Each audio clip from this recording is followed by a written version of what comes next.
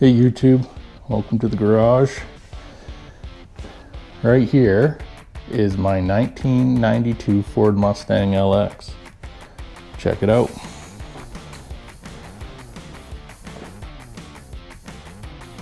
It's got a 434 stroker, made 750 horsepower on the engine dyno. It's got Tremec TKX 5-speed, 410 gears, 31 spline axles, replica pony wheels, decent brakes, a little spruce up in the interior, some LMR replacement seats, Autometer Envision dash,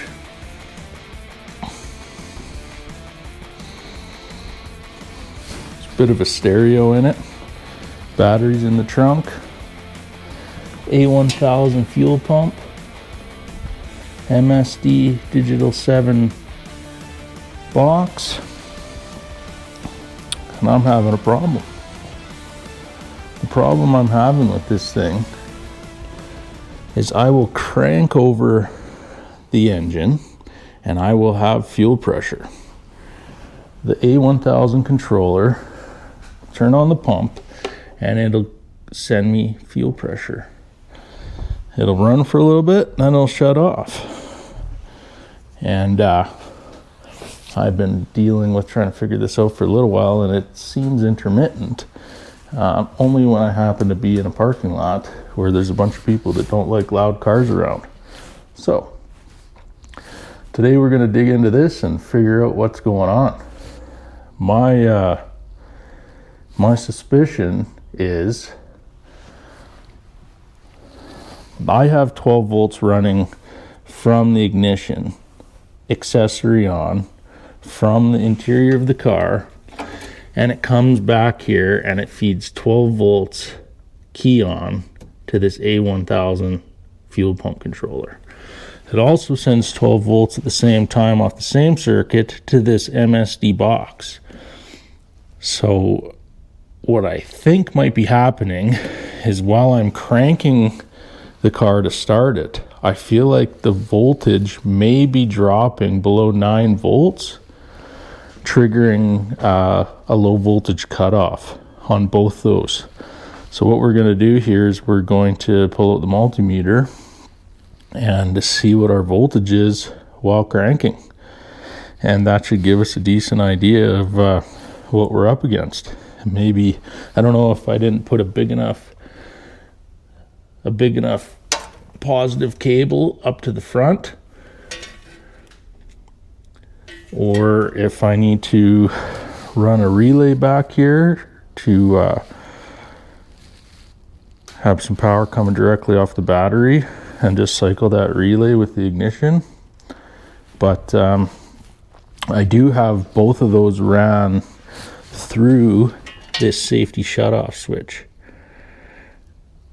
I wanted to keep that in the circuit in case, for whatever reason, if I crashed the car, then the fuel pump and the ignition would shut off, so we don't have an A1000 pump spraying fuel into a potentially tragic situation. So anyway, I'll set this up and let's see if we can figure this out. All right, got the good old trusty multimeter here. Put it right here, easier to see.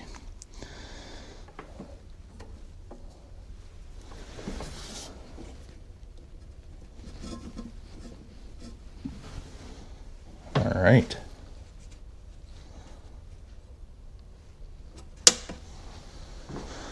Oh, let's see if we can't figure this out.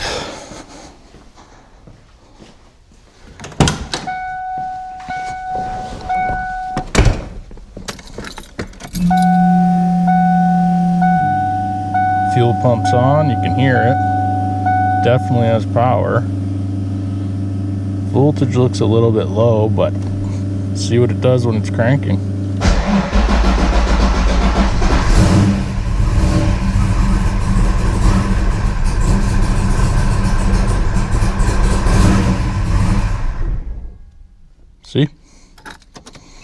That's my problem.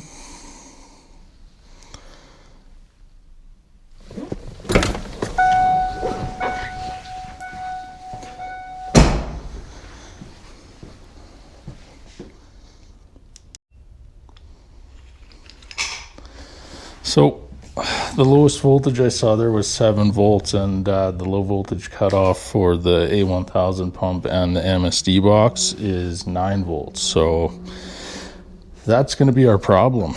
I think what we're going to try to do maybe is I think we're going to put a relay in there.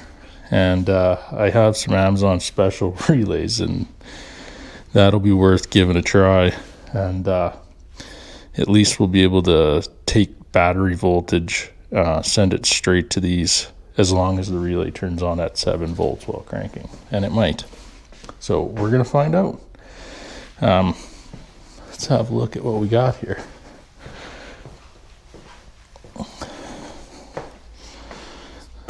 So we got a 30 amp automotive relay, Amazon special, of course. Let's give this a try. We'll splice this in, and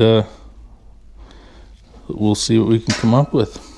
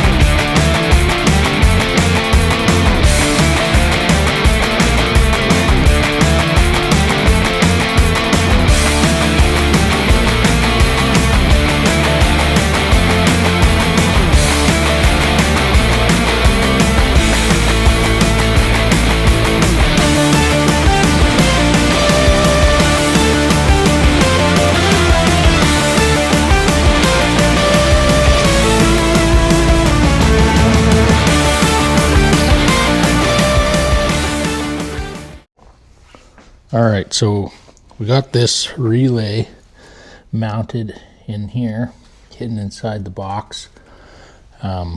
That's going to control the switch 12 volt power to the A1000 and the MSD box. And now we just need to find out what the voltage drop is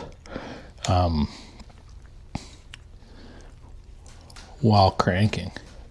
Another issue I kind of found is this battery doesn't seem to be holding too great of a charge. So we'll see what it does here, but I might also have to change the battery out.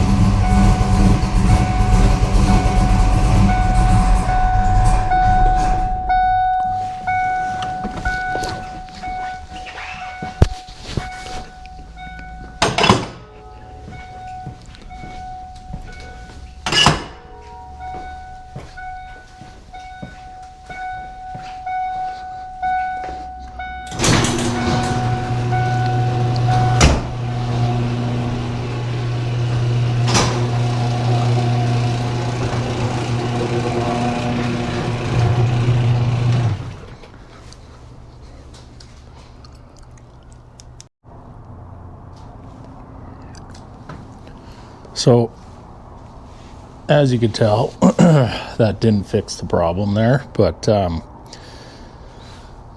the fuel pump controller, once it goes to a voltage that low, it just shuts off, and you have to cycle the power again before it'll turn back on. So it's unfortunate, but I'm pretty sure that this red top battery is no good. This is a brand new battery. I've had it in the car for, well, since I got it all back together, which was a few months ago. So I don't know what's going on with that, but luckily I have another battery. Let's check it out. So the closest battery place to my house is Canadian Tire. So I just went with the Eliminator series, and this one has quite a bit more cold cranking amps. So I am going to swap that in, and I think that has got to be our problem.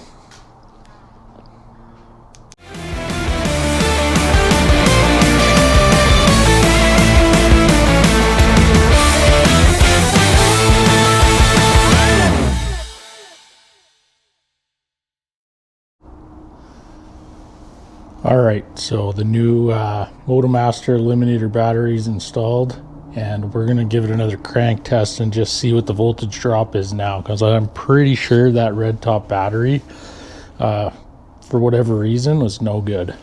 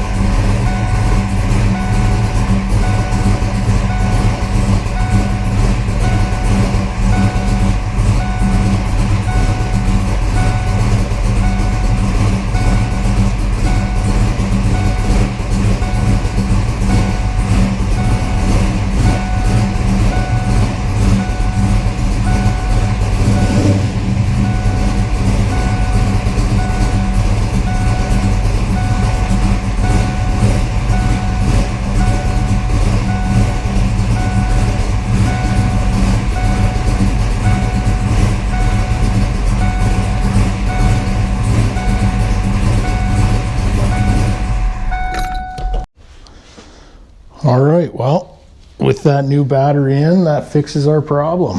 I guess the lesson here is don't trust a new battery. They're not always what they say they are. I think the red tops are usually supposed to be pretty good, but this time, not so much. Another thing I wanted to show you guys is I bought some Amazon relays a while back, and if you look down here at the diagram on them, the relays are exactly the same.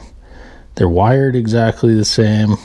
They're exactly the same, but the diagram isn't. So just when you're buying relays on Amazon, just make sure you know what you're looking for, and you're maybe spending a couple extra bucks on something that's a little more reputable, because trust me, you can be scratching your head for a little while with those. Anyway, that's all for Built to Rip. We will see you again next time. Thanks for watching.